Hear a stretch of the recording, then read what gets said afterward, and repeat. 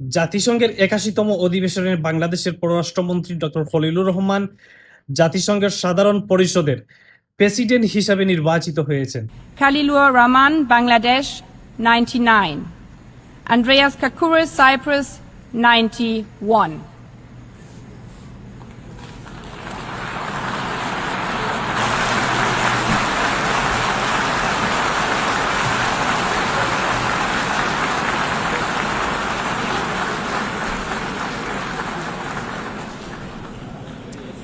Having obtained the required majority, His Excellency Khalilur Rahman of Bangladesh has been elected President of the General Assembly at its 81st session.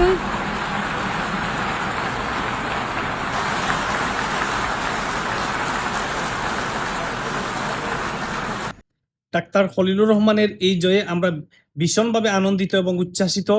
Congratulation doctor Khalilur Rahman, congratulation Bangladesh.